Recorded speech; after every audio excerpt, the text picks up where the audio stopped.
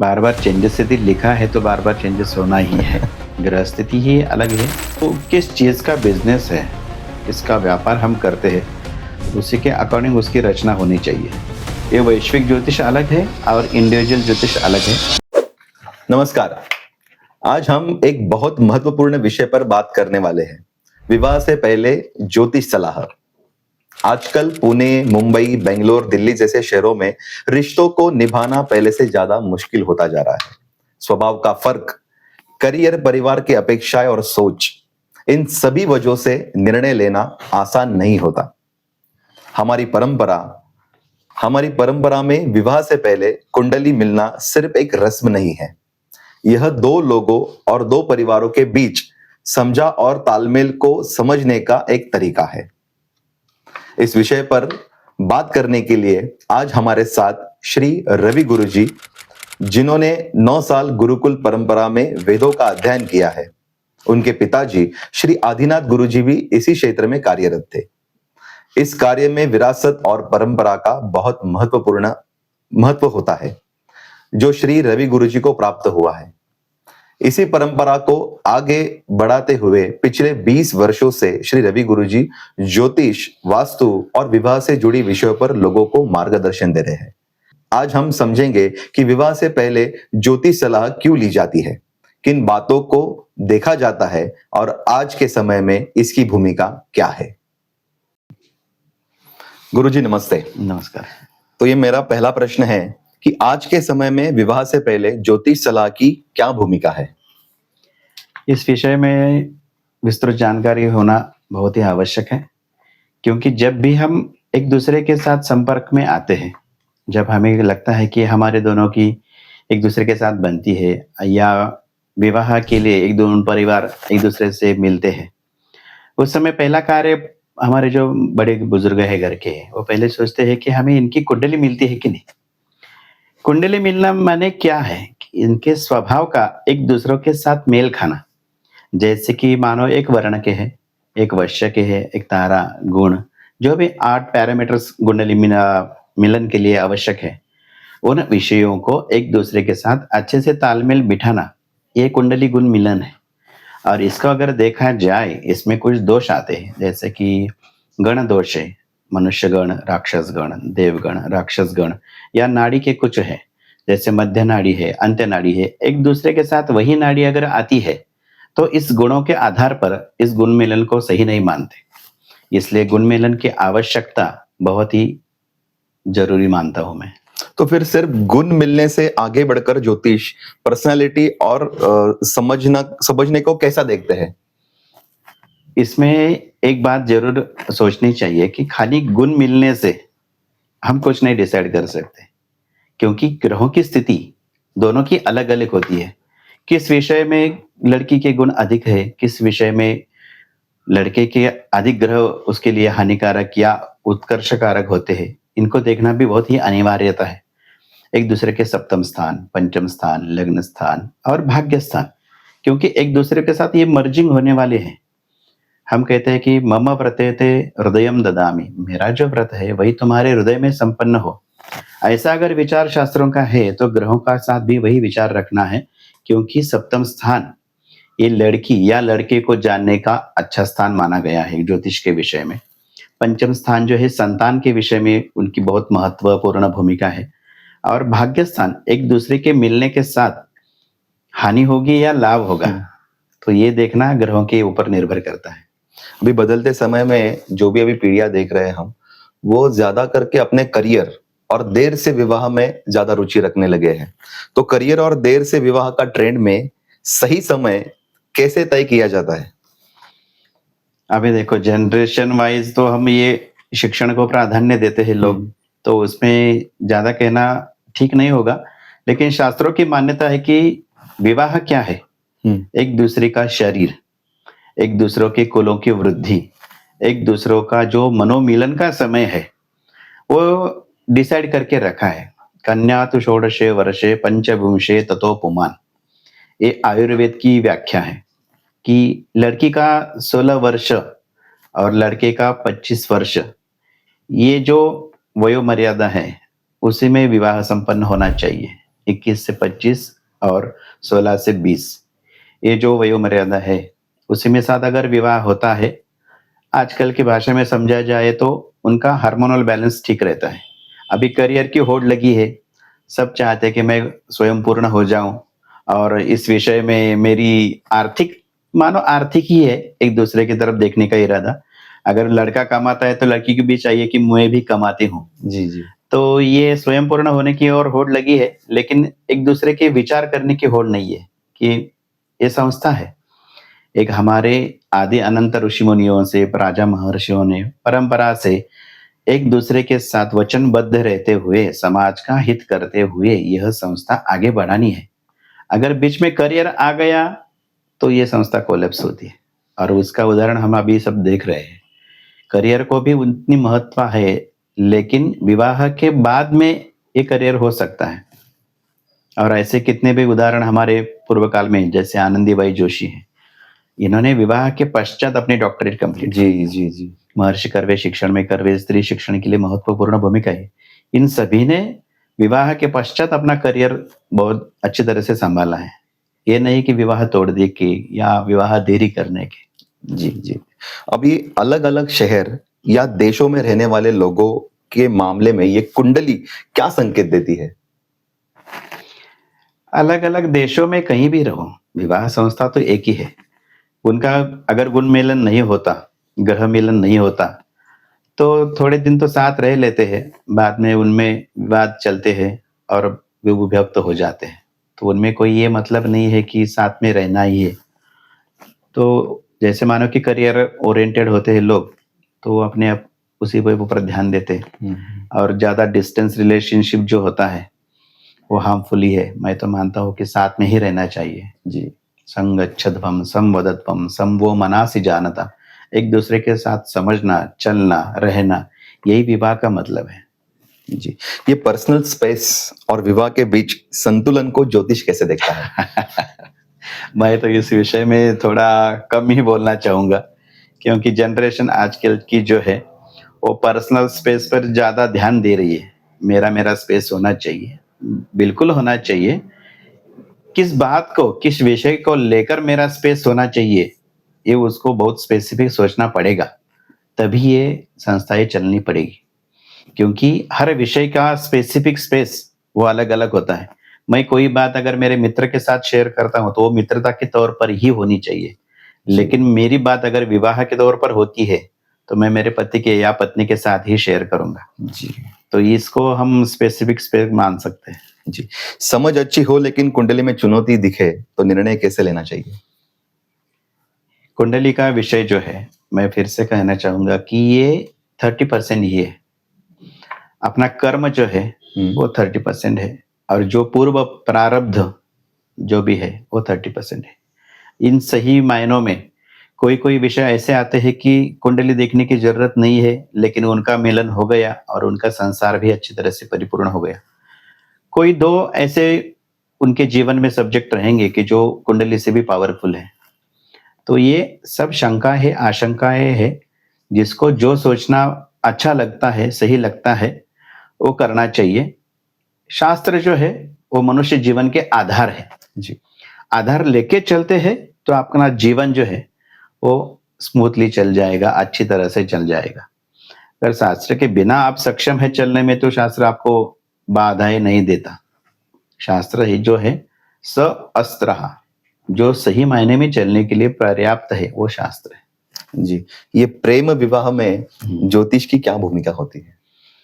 प्रेम विवाह में ज्योतिष की कोई भूमिका नहीं है, क्योंकि प्रेम विवाह को शास्त्रों में उचित माना है, उसे गंधर्व विवाह कहा है। उसमें साथ कुछ न देखना, यही सही है। पूर्व काल में हमने जैसे ऋषि मुनियों का, राजा महर्षियों का भी प्रेम विवाह देखा है।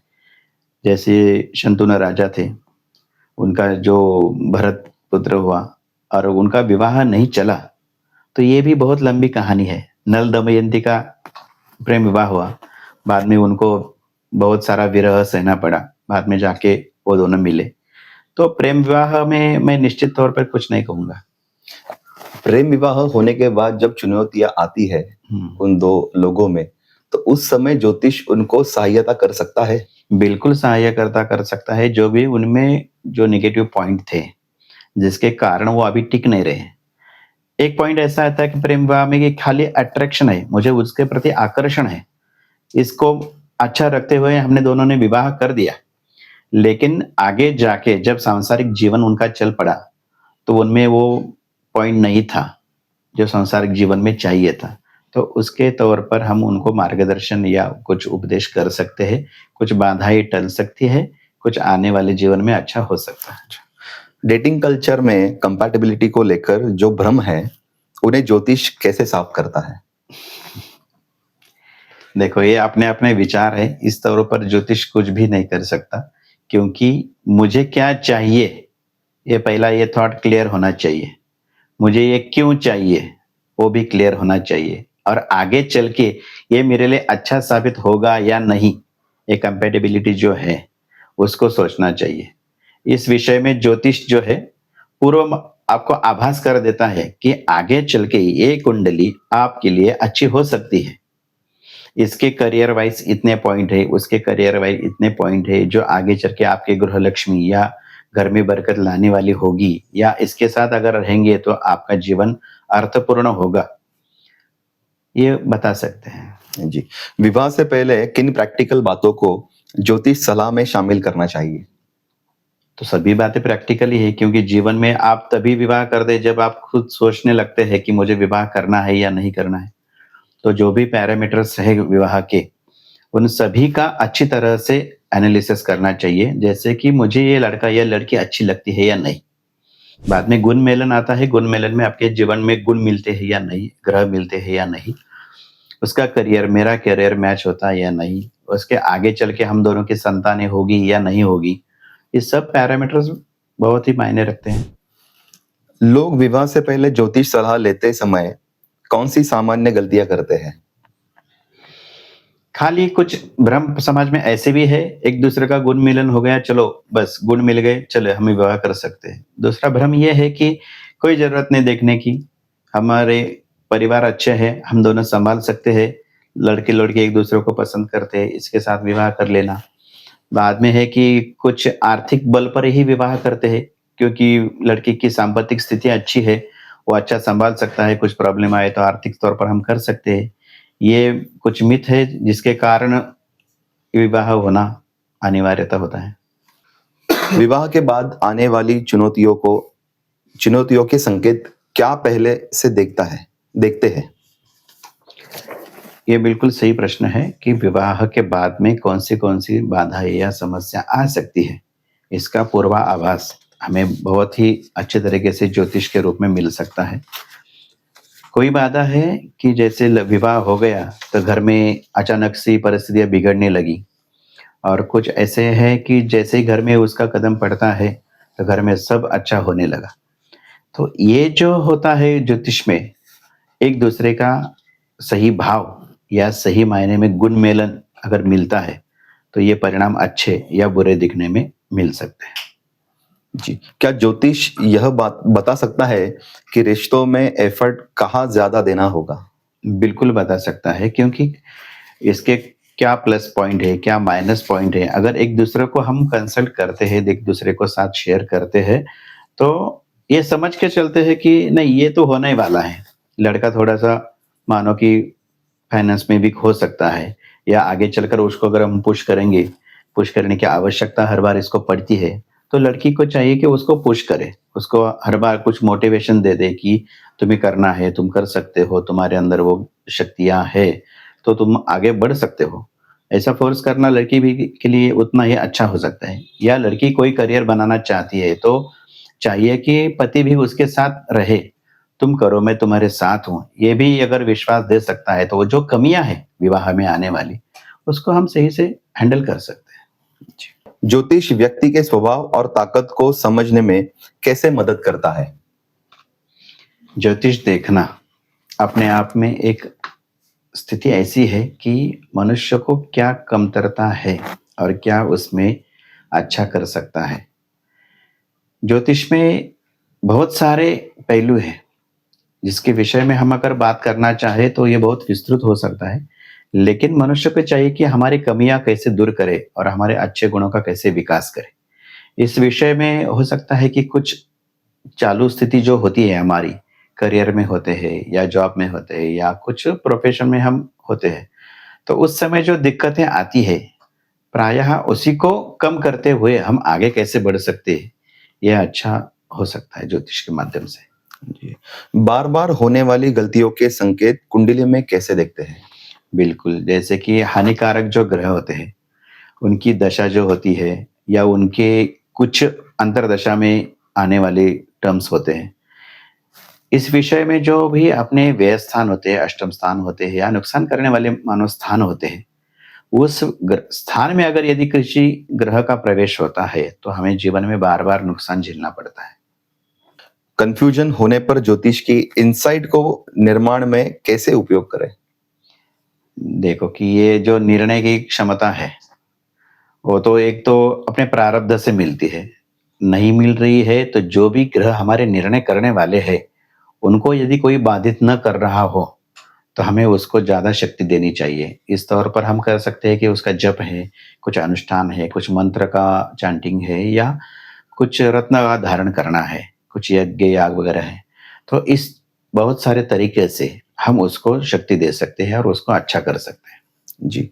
करियर चुनौती के समय पैशन और स्टेबिलिटी के बीच संतुलन कैसे देखा जाता है? ये तो बहुत ही पहला प्रश्न है कि हमारा बच्चा किस विषय में आगे जाके तरक्की करेगा, उन्नति करेगा कि क्यों या कोई विषय ऐसा है जो उसके लिए फ़ेवरेबल है, कोई ऐसा विषय है जो उसके लिए नहीं लेना चाहिए। क्योंकि कुछ लाइकिंग होते हैं और कुछ करियर होते हैं। लाइकिंग होना अलग बात है और करियर में उसके साथ जुड़ना अलग बात है। शुक्र आपको लाइकिंग दे सकता है, लेकिन बुध और गुरु आपके करियर में स्टेबिलिटी दे सकता है। तो इनका अगर कंजंक्शन कहीं कुंडली में दिखता है या दृष्टि से कहीं करियर स्थान पे या भविष्य में किसी स्थान पर संभावित दृष्टि पड़ती है, तो उसमें बाधाएँ आती हैं। हमें ये चुनौती पहले ही फाइंड करनी चाहिए, देखनी चाहिए कि किस विषय में हमारे आगे जाके तरक्की होगी।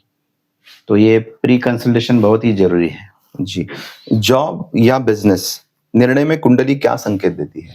बिल्कुल, धनस्थान और धनस्थान का स्वामी और दशम स्थान और षष्ठ स्थान आदि यदि ये एक दूसरे के साथ अलाइन करते हैं, एक दूसरे के ऊपर अपनी दृष्टि से कोई देखता है या एक दूसरे के भाव में विराजमान होते हैं, तभी हम ये निर्णय कर पाएँगे कि हमें जॉब करना चाहिए या बिज़नेस करना चाहिए।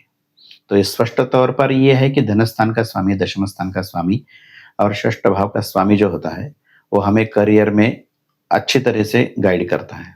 अभी ग्लोबल इकोनॉमी में देखा जा रहा है कि अमेरिका टैरिफ बढ़ा रही है, हुँ। तो उसके परिणामवश कई कंपनियां अपने जो मैन पावर थी वो रिसोर्सेस कम करते जा रहा है। तो इस बीच में ऐसा हो रहा है कि जो भी अभी करियर था मेरा, समझो अगर वो नौकरी कर रहा था तो अभी वो बिजनेस में जाने वाला है या सोच रहा है, तो उस विषय में ज्योतिष क्या बता सकता है उनके लिए? बिल्कुल, ये वैश्विक ज्योतिष अलग है और इंडिविजुअल ज्योतिष अलग है। वैश्विक ज्योतिष के तौर पर हम कुछ ऐसी घटनाएँ बता सकते हैं जैसे विश्व को हाँ, त्रासदी होगी या उसके दुष्परिणाम हो गए या कुछ ट्रबल में आएँगे। और इंडिविजुअल तौर पे देखा जाए कि जो भी कंपनियाँ उनको निकाल रही है, उनके भी महादशा ऐसी है जो लोग उसमें निकाले गए हैं कि कुछ सडनली उनकी कुंडली में चेंजेस है, जिनके कारणवश वो जॉब छोड़ के अभी बिज़नेस में आए हैं। या आम तौर पर देखा जाए कोई भी व्यक्ति थोड़ी देर के लिए जॉब करता है, बाद में थोड़ा पैसा जमाता है और उसको बिज़नेस के लिए सोच अलग बन जाती है। कोई ऐसे है कि कुछ कंपनियों का एनालिसिस किया, उन्होंने जॉब क्विट कर दिया और खुद का शुरू कर दिया, वो भी आज स्टार्टअप में अच्छा ग्रो कर रहे हैं। तो ये होने वाला है, ये कुछ अलग सा नहीं है। लेकिन सडनली ऐसी घटनाएँ घटना, ये थोड़ा-सा चिंताजनक हो सकता है, क्योंकि उस विषय में अगर कोई पहले से ही जानकारी लेता है, तो उसका वो जो स्ट्रोक है, वो कम हो सकता है। जी। तो बार-बार करियर चेंज की स्थिति में ज्योतिष कैसे मदद करता है? बार-बार चेंजेस यदि लिखा है, तो बार-बार चेंजेस होना ही है। कोई भी व्यक्ति है कि कोई एक बिज़नेस करता था, बाद में दूसरा बिज़नेस कर रहा है, अभी तीसरा कुछ अलग कर रहा है, क्योंकि उसके लाइफ में चेंजेस जो है कांस्टेंट आते ही जाते हैं। जी। रिश्तों में कंपैटिबिलिटी को ज्योतिष कैसे देखता है? रिश्तों में सर्वप्रथम ये है कि यदि कोई कुंडली में एक दूसरे के साथ नहीं बनती है तो वो नहीं बनेगी। जैसे हम सजेस्ट करते हैं कि आप बिजनेस में पार्टनरशिप मत करो, क्योंकि उसका सप्तम भाव ठीक नहीं है, लग्न भाव के ऊपर दृष्टि ठीक नहीं है, तो ज़्यादा देर पार्टनरशिप नहीं टिकेगी या कुछ नुकसान हो जाएगा। बात में है कि पिता और पुत्र इनके भी अगर सही मायने में नहीं पड़ती है, तो उसके कारण भी ग्रह कुछ संकेत देते हैं। तो पहले से अगर पता चलता है, तो बहुत से ऐसे पिताजी हैं जो उनको हॉस्टल में रखते हैं शिक्षा के लिए या विदेश भेज देते हैं। तो ये होता ही है, तभी वो हमारे से हमसे दूर होते हैं या हमसे निकट आते हैं। जी। लॉन्ग टर्म रिलेशनशिप स्टेबिलिटी के संकेत कैसे देखते हैं? बिल्कुल, एक दूसरे का अगर जीवन साथी के तौर पर साथ निभाना लिखा है, तभी ये साथ चलेंगे। एक मैंने कल कल ही एक रील्स देखा या रिव्यू सुना उसका कि जो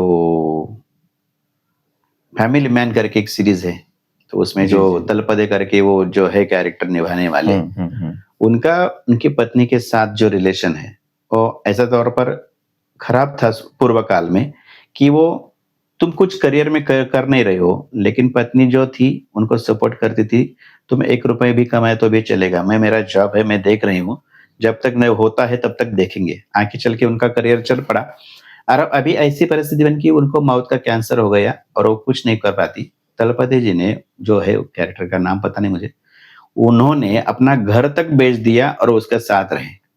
तो जी। ये जो कंपैटिबिलिटी है, एक दूसरे को कमिटमेंट जो है अगर कर लेते हैं तो कैसा भी हो, निभाना ही है बस। रिश्तों में एफर्ट और डेस्टिनी का संतुलन कैसे समझा जाता है? बिल्कुल, आगे चल के जो भी ग्रह दशा आती है, उस ग्रह दशा में होने वाले जो परिणाम है, एक दूसरों के साथ यदि हम शेयर करते हैं, साझा करते हैं और समझते हैं कि ये चीज़ें हमारे जीवन में होने वाली है, तो वो दोनों पूर्व तैयारी कर लेते हैं कि इसको हमें सामना करना है। स्पेंडिंग और सेविंग बिहेवियर के संकेत क्या देखता है? कुछ खर्चीली स्वभाव की होती है, कुछ सेविंग के स्वभाव वाली होती है। ऐसा नहीं है कि एक पत्नी ही खर्चीली निकले या पत्नी ही सेविंग वाली निकले, हर एक के साथ अलग-अलग होता है। चाहिए कि जहाँ ज़रूरत है, वहाँ खर्चा करे, जहाँ सेविंग करनी है, वहाँ सेविंग करे। ये तो प्लानिंग के तौर पर देखा जा सकता है और उसको रोका भी जा सकता है क्योंकि कहाँ खर्च करते हैं और कब खर्च करते हैं, ये बड़े मायने रखते हैं। इन्वेस्टमेंट का सही समय कैसे देखा जाता है? बिल्कुल, इन्वेस्टमेंट जो ग्रह होते हैं, जो आगे चल के आपको फ़ायदे देने वाले हैं, यदि उनकी ग्रह स्थिति अच्छी बनती है, तभी आदमी कुछ पॉलिसीज़ निकालता है, कुछ इन्वेस्टमेंट करता है। ये तो उसी ग्रह की स्थिति में हो जाएगा। हम चाहते हुए भी हमारा मित्र था कि चलो पॉलिसी निकालो, चलो कुछ टर्म प्लान ले लो, कुछ एसआईपी कर लो। हम 10 साल से नहीं कर पाए, लेकिन जब समय आ गया, तब हमने कर दिया। हमने देखा कि अब कैसा हो गया। जी। तो ये जो समय था, वो ग्रह स्थिति आने के बाद ही होगा। जी। स्वास्थ्य के बारे में ज्योतिष प्रिवेंटिव अवेयरनेस कैसे देता है? 100% देता है। कैसे देता है ये सवाल ही नहीं होगा, क्योंकि जीवन जैसा जन्म ले लिया, उसके साथ उसके कर्म आते हैं। कुछ दुःख भोगना है, कुछ सुख भोगना है, कुछ शारीरिक हानि होनी है, कुछ आर्थिक लाभ होने हैं, आर्थिक नुकसान होना है। सभी तौर पर ज्योतिष जो है, सही से देखा गया, सही से देखा जाए, सही व्यक्ति के साथ देखा जाए, तो ये मेरा मानना है कि जीवन के सभी क्षेत्र में ज्योतिष एक अपना आईना दे के चलता है। स्ट्रेस और बर्नआउट के संकेत कैसे देखता है? ग्रह स्थिति ही अलग है। जैसे कि मानो कि बुद्धि के स्थान पर शारीरिक तौर पर इसको शारीरिक कष्ट मिलेगा या बौद्धिक कष्ट मिलेगा, ये ग्रह स्थिति आपको देखनी चाहिए। अगर यदि किसी के ब्रेन स्ट्रोक होता है या सडनली कुछ स्ट्रेसफुल काम होता है, तो इसमें जो भी ग्रह कारक होते हैं, उनका दान विशेष पूजन यदि करते हैं, तो वो स्ट्रेस कम कर सकते हैं। ज्योतिष गाइडेंस और मेडिकल रियलिटी में संतुलन कैसे रखें? बिल्कुल सही, क्योंकि जब जो नक्षत्र होते हैं हमारे, उस नक्षत्र के ऊपर हमारा जन्म होता है। हर एक नक्षत्र का अपना-अपना आराध्य वृक्ष है। आराध्य वृक्ष के साथ संपत्ति वृक्ष है, क्षेम वृक्ष है। इसको यदि लेके चलते हैं तो हमारे मेडिकल साइंस के बहुत ही अच्छे परिणाम हमें देखने को मिलते हैं। हमने एक प्रयोग भी किया था, हमारे एक डॉक्टर है देशमुख, सुकुमार देशमुख सर, उनके साथ हमने एक प्रोग्राम ऐसा अलाइन किया कि क्यों ना जाए कि उसका यदि क्षेम नक्षत्र का वनस्पति उसके साथ दिया जाए या उसका चूर्ण या उसका कुछ औषध में उपयोग करके जाए, तो जो व्यक्ति को मेडिकल टर्म्स ने 1 साल बताया था रिकवर होने में, वो हमने 2 महीने में ठीक कर दिया। तो मेडिकल और ज्योतिष का बहुत ही अगर कॉम्बिनेशन के साथ लेकर चलते हैं, तो सही तरीके से ये अच्छा हो सकता है। जी, सही टाइमिंग का महत्व ज्योतिष कैसे समझाता है? बिल्कुल, महादशा जब आती है तब टाइमिंग निकाला जाता है। इसमें षोडश वर्ग कुंडली होती है या कुछ महादशा, अंतर्दशा, केपी प्रश्नावली ऐसे बहुत सारे पैरामीटर्स हैं जिनके साथ हम उस घटना का क्रम या घटना से पहले होने वाली स्थिति जो है उसका आकलन कर सकते हैं। अवसर और चुनौती वाले समय को पहचान कर निर्णय कैसे बेहतर बनाते हैं? बिल्कुल, ये बहुत ट्रिकी क्वेश्चन है और ये सही मायने में अगर किसी को पता चल गया, तो उसके साथ वो बहुत अच्छा काम कर सकता है क्योंकि अपॉर्च्युनिटी ऐसी होती है कि धुंधली होती है, साफ तौर पर दिखाई नहीं देती। लेकिन यदि हम उसके अंदर तक जाने का प्रयास करें, तो बिल्कुल हम सही चुनौती या सही तरीके से अपॉर्च्युनिटी को देख सकते हैं। टाइमिंग को लेकर स्केप्टिविज्म को ज्योतिष कैसे स्पष्ट करता है? इस विषय में थोड़ा-सा और रिसर्च होना चाहिए क्योंकि एक जो स्पेसिफिक टाइमिंग चलता है जीवन में, उसको और ज्योतिष को सही कैलकुलेट किया जाए तो इसके ऊपर हमें अच्छे निज़ात मिल सकते हैं। घर चुनते समय सबसे पहले किन वास्तु बातों पर ध्यान देना चाहिए? पहले तो मैं घर चुनने का सही समय क्या है, ये देखना पसंद करूँगा। हमारे जीवन में कुछ ऐसी बाधाएँ आती है या ऐसे समय आता है जिसमें हम घर तो लेते हैं, लेकिन बाद में उसको रहने की भी हमारी वो स्थिति नहीं आती। तो ऐसे विषय में चाहूँगा कि घर लेने का सही समय क्या है, वो पहले जान लेना चाहिए, जिसके बाद घर लेने का विचार करना चाहिए। तो ये घर लेने का समय पहले कुंडली बता सकती है। बिल्कुल बता सकती है, कुंडली में जो भी टर्म्स आते हैं, चतुर्थ स्थान की जो भी दृष्टि पड़ती है, उसकी अंतर्दशा, महादशा जब भी आती है, तो वो सही समय होता है कि घर का हमें कब लेना चाहिए। जी, फ्लैट और स्वतंत्र घर में वास्तु का अंतर क्या है? फ्लैट में जो है, ये जो मंजिलें बढ़ती है, उसमें हर एक जो तत्व है, उसका अलग-अलग महत्व है। जैसे मानो कि हमारा पृथ्वी तत्व है, जो पहले 1, 2, 3, 4 फ्लोर में आ सकता है। जितनी बिल्डिंग होती है मंजिले की, उसको हम डिवाइड बाय 5 कर सकते हैं। तो उसमें पृथ्वी तत्व आ गया, बाद में जल तत्व आ गया, वायु तत्व आ गया, आकाश तत्व आ गया, तेज तत्व आ गया। तो ये जो है एलिमेंट्स, हमारा अगर तत्व जल तत्व में हमारी राशि है और हम अगर वायु तत्व में गए, तो वो मैच नहीं कर पाएँगे। बहुत सारे ऐसे हैं कि 10वीं मंजिल पर घर ले लिया, लेकिन वह घर जाने में जब रहने लगे, तब कुछ शारीरिक बीमारियाँ बढ़ने लगी, क्योंकि वो जो है तत्व, उसको बैलेंस नहीं कर पाते। तो ऐसे में घर लेने के लिए जो भी हमारा तत्व है, उसके अनुसार यदि घर लेते हैं, अग्नि तत्व है तो मैं सोचूँगा कि टॉप फ्लोर का जो है उसको फ्लैट लेना चाहिए। वायु तत्व की राशि है तो बीच में का जो है फ्लैट उसको लेना चाहिए। जल तत्व है तो पहले 2-3 मंजिलें छोड़कर उसको घर लेना चाहिए। और जो बंगलो है, भूमि पर रहने के लिए वास्तव में जो घर होते हैं सही मायने में, तो उसकी रचना वास्तु के अनुसार करनी चाहिए। इसमें घर के जो मुख्य सदस्य हैं, उनकी रचना अगर यदि वास्तु के अकॉर्डिंगली की जाए, तो सही मायने में ये वास्तु उनके लिए लाभकारी होती है। तो स्वतंत्र घर के विषय में ये पंचतंत्र जो आप तब बोल रहे हैं, वो कैसे काम करता है फिर? जी, बिल्कुल। पंचतत्व का बैलेंस करने के लिए हमारा अग्नि कौन है, नैऋत्य कौन है, वायव्य कौन है, ईशान्य कौन है और ब्रह्मस्थान है। ये जो कोण होते हैं, इस दिशा में कौन-सा हमारा घर का जो फंक्शनल पार्ट है वो आएगा, इसको हम बैलेंस करते हैं। जी, ठीक है। किचन, बेडरूम और प्रवेश का क्या प्रभाव होता है? जीवन में 100% इन्हीं तीनों का प्रभाव ज़्यादा होता है। घर में हम कैसे प्रवेश करते हैं, घर में कैसे बाहर जाते हैं, इस दिशा को लेकर बहुत ही विस्तृत हमारे ऋषि-मुनियों ने ग्रंथों की रचना की है। जहाँ खाना पचता है, पकता है, जहाँ की रसोई अच्छी होनी चाहिए, ऐसे स्थान भी हमारे ऋषि मुनियों ने निर्धारित किए हैं। अग्निकोण में यदि हम बनते हैं तो सूर्य के आने वाले पहले किरणें जो हमारे खानों के ऊपर पड़ती है, हमारी रसोई पर पड़ती है, तो उससे बनने वाला जो अन्न है, अपने आप में एक शुद्धता उसमें आती है। तो अग्निकोण में किचन होना या नैऋत्य कोण में सोना या वायु कोण में हमारा हॉल होना, ये जो मेजर मेजर स्थान जो है, वो हमें सही मायने में वास्तु के अकॉर्डिंगली ही होने चाहिए। जी, फिर बने हुए घर में बिना तोड़-फोड़ के सुधार कैसे कर सकते हैं? जी, बिल्कुल। उसमें सुधार करने के लिए कुछ यंत्रों की, कुछ रत्नों की, कुछ धातुओं की आवश्यकता होती है। ऐसे मानो कि कहीं अग्निकोण में डिस्टर्ब है, अभी डक्ट आता है, कहाँ टॉयलेट आता है या कहीं पे ठीक नहीं है, वो ऊर्जा संतुलित नहीं है। तो उस ऊर्जा को बैलेंस करने के लिए अनेक प्रकार के उपाय भी हमारे शास्त्रों ने बताए गए हैं, जो सही मायने में सिद्ध हुए हैं, कारक हुए हैं, लाभकारी हुए हैं। जी। घर का वास्तु परिवार के माहौल और बच्चों के पढ़ाई में कैसे असर करता है? घर का माहौल ठीक रहना तो अपने आप में एक ज़िम्मेदारी की है, क्योंकि हम कैसे व्यवहार करते हैं माँ-बाप एक-दूसरे के साथ, वही बच्चे सीखेंगे।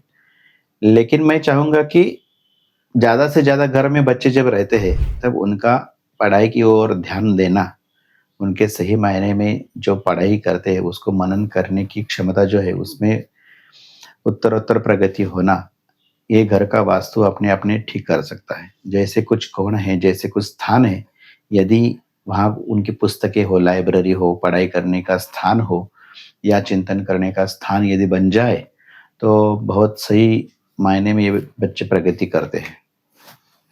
व्यावसायिक जगह चुनते समय क्या देखें? व्यापार के लिए सबसे बड़ा माहौल कैसा है, वो देखना चाहिए। जिस जगह हम जाएँगे, उसके आजू-बाजू में उसका एंट्रेंस, उसका जो भी हम जिस चीज़ का बिज़नेस करते हैं, उसकी उपलब्धता, ये सारी चीज़ें देखने की चाहिए। और व्यवसाय का एक अलग सा ओपनिंग होता है, व्यवसाय वास्तु का।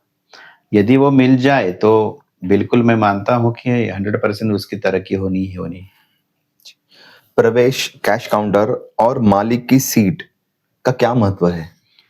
देखो, जो व्यवसाय का स्वामी है, मालिक है, उसका एक अपना स्थान उस कोने में उसका यदि बैठना सही हो गया, तो अपने आप में एक तरक्की बन जाती है।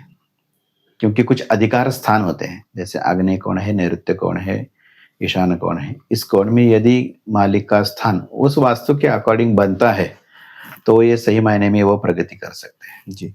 अलग-अलग व्यवसाय के लिए वास्तु कैसे बदलता है? बिल्कुल, वास्तु किस चीज़ का बिज़नेस है, किसका व्यापार हम करते हैं, उसी के अकॉर्डिंग उसकी रचना होनी चाहिए। अभी यदि वो कोई ब्यूटी पार्लर चलाता है, तो उसका एक शुक्र के प्रधान उसका इंटीरियर जैसे बनता है और उसका स्थान भी अलग बनता है। यदि कोई सोने का व्यापारी है, तो उसका अलग स्थान बनेगा। तो ये जो संरचना ये अंदर की होती है, तो उस मालिक के कुंडली को देखकर वास्तु की रचना यदि करे, तो एस्ट्रो वास्तु इन दोनों का प्रभाव उसके जीवन में अच्छा पड़ेगा। किराए की जगह में वास्तु सुधार कैसे करें? जब तक हम हैं, तब तक हमारे लिए वो कारगर है। तो उसके अकॉर्डिंगली जो भी हमें अच्छा लगता है, वो सब सुधार करना चाहिए, संरचना बदलनी चाहिए और हमारे जो फ़ेवरेबल है, वो सब बनाना चाहिए। कौन सी गलतियाँ ग्रोथ रोकती है? अगेन वही सवाल है कि हम जो कुंडली को देखकर यदि कुछ सुधार करें वास्तु में, तो ये गलती रोकी जा सकती है। जी, जी, जी। उसके आने वाले परिणाम को हम समझ सकते हैं पहले से ही और वो घटनाएँ टल सकती हैं। फैक्ट्री भूमि चुनते समय क्या देखें? बिल्कुल, बिल्कुल। ये बहुत ही सुंदर प्रश्न है, क्योंकि फैक्ट्री का जो सेटअप होता है, वो बिल्कुल अलग होता है अपने सामान्य वास्तु से।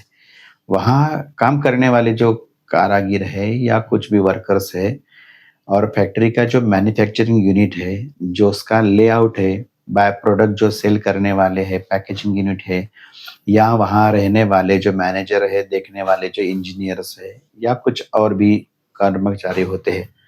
तो इन सब की रचना जो होती है, वो बहुत ही बारीकी से करनी चाहिए, क्योंकि यदि थोड़ा भी उसमें गलत हो गया, तो पूरा नुकसान एक डिसीजन से खराब हो हो सकता है। सकता है। भूमि लेते समय उसका परीक्षण करना आवश्यक है।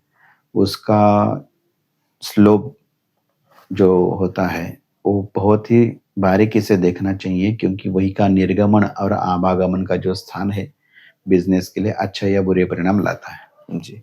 मशीन और स्टोरेज प्लेसमेंट के सिद्धांत क्या है?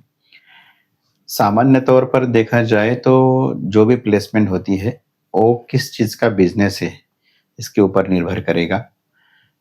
वैसे भी दक्षिण दिशा में हम हेवी मेटल्स को या मशीनरीज़ को रखते हैं। प्रोडक्शन का जो फाइनल प्रोडक्ट बनता है, उसको वायव्य कोण में रखते हैं और जो भी आने वाला रॉ मटेरियल वगैरह होता है, उसको आग्नेय कोण में रखते हैं। ये सामान्य तौर पर है। फिर भी जिस चीज़ का बिज़नेस है, उसके लिए ज़्यादा जानकारी लेना आवश्यक है। जी। वेस्टेज और ऑपरेशनल इश्यू को वास्तु कैसे देखता है? इसके लिए मैनेजमेंट उस वास्तु का जो है, हम्म। सभी दिशाओं का पूरा विचार करके उसके ऊपर काम करना चाहिए। मुझे लगता है कि ये थोड़ा-सा ऐसा प्रश्न है कि उसको डायरेक्टली हम वहाँ जाकर ही सॉल्व कर सकते हैं। जी। ज़ोनिंग का क्या महत्व है? ज़ोनिंग हर एक विषय में अलग-अलग चीज़ें प्रकट करता है। वैसे देखा जाए कि वास्तु के लिए 16 ज़ोन है, 32 ज़ोन है, 8 ज़ोन है। किस तरह का काम है, किस तरह की वास्तु वहाँ बनने जा रही है और किस तरह का वहाँ का जो फुटफॉल है, आने वाला, जाने वाला रहेगा, इसके अकॉर्डिंगली वो सब मैटर करेगा। जी। चलती फैक्ट्री में सुधार कैसे करें? बिल्कुल, चलते फैक्ट्री में तो ये करेक्शन अगर यदि कोई प्रॉब्लम में आता है, तो उसको सुधार करने के लिए बहुत आवश्यक जो कदम है, वो अगर हम उठाएँगे वास्तु के अनुसार, तो सही मायने में फैक्ट्री आगे बढ़ सकती है। बहुत ऐसे हमारे अनुभव भी हैं, क्योंकि बंद पड़े हुए साकर कारखाने थे, कुछ मिल्स थे, कुछ मैन्युफैक्चरिंग यूनिट थे, जिसको हमने फिर से उजागर कर दिया है। हमने नहीं, वास्तु ने कर दिया है। हम तो केवल उनके माध्यम में को बताते हैं। जी, जी, जी। तो ये लेकिन करना सही है। जी। प्लॉट खरीदने से पहले क्या देखें?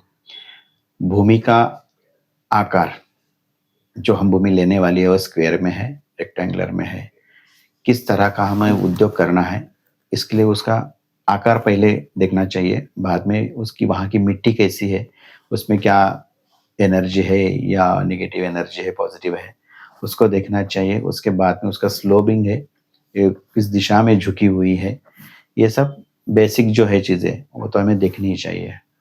उपयोग के अनुसार प्लॉट विश्लेषण कैसे बदलता है? देखिए, सामान्य तौर पर देखा जाए कि पहले भी बता दिया कि किस चीज़ का बिज़नेस है, इसके ऊपर दिशाओं का भी महत्व है। यदि कोई तेल का बिज़नेस करता है, तो उसके लिए पश्चिम दिशा ज़्यादा अच्छी मानी जाती है क्योंकि शनि की दिशा है, तेल की दिशा है। कोई यदि सूत की गिरनी डालता है, तो उसके लिए पूर्व दिशा अच्छी मानी जाएगी, शुक्र की दिशा है। तो ऐसे-ऐसे अलग-अलग जो उद्योग व्यवसाय है, उसके लिए अलग-अलग तरीके हैं। जी। रोड फेसिंग और आसपास का प्रभाव क्या है? रोड फेसिंग में आता है कि किस दिशा से रोड गुजरती है, हमारा मकान या कंपनी किस दिशा में आती है और वहाँ से जाने वाले जो भी लोग हैं, वो किस प्रकार के हैं। तो ये सब मैटर करता है क्योंकि वैसी वेव्स हम कैरी करते हैं। जी। फ्यूचर प्लानिंग में क्या ध्यान रखें? पहले ही अपनी कुंडली के अनुसार अपना घर कैसा हो, वास्तु कैसा हो, फैक्ट्री कैसी हो, इसका परामर्श लेना चाहिए। जी। कौन सी समस्याएं सुधार सकती है और कौन सी नहीं? कुछ-कुछ चीज़ें हैं, जैसे कि कुछ दिशाओं में कुछ गलत हमें कुछ यदि बनाते हैं, तो उसको तोड़ना ही सही है, उसको सुधारा नहीं जा सकता। और कोई नॉर्मल चीज़ यदि सही तरीके से बनती है, तो हमारे जाके और आगे बहुत उन्नति प्रगति होती है। वास्तु को लेकर सबसे बड़ा भ्रम कौन सा है? भ्रम ऐसा नहीं है, लोगों में जो उसकी धारणाएँ हैं, वो अलग-अलग है। क्योंकि देखा जाए तो वास्तु अपनी ऊर्जा कैरी करता है और हम अपनी ऊर्जा कैरी करते हैं। यदि उसका सही मायने में मिलन होता है और अच्छे एनर्जी के साथ होता है, तो कौन-सी भी वस्तु हर एक के लिए अच्छी होती है। आज हमने ज्योतिष को अपने जीवन के अलग-अलग क्षेत्रों में जुड़कर समझा। इस विषय को सरल तरीके से समझाने के लिए हम श्री रवि गुरु जी को धन्यवाद करते हैं। अगर आप व्यक्तिगत जीवन के लिए ज्योतिष गाइडेंस लेना चाहते हैं, तो आप दुनिया के किसी भी कोने से ऑनलाइन जुड़ सकते हैं। सभी गाइडेंस के लिए आपको अपॉइंटमेंट लेना जरूरी है। धन्यवाद।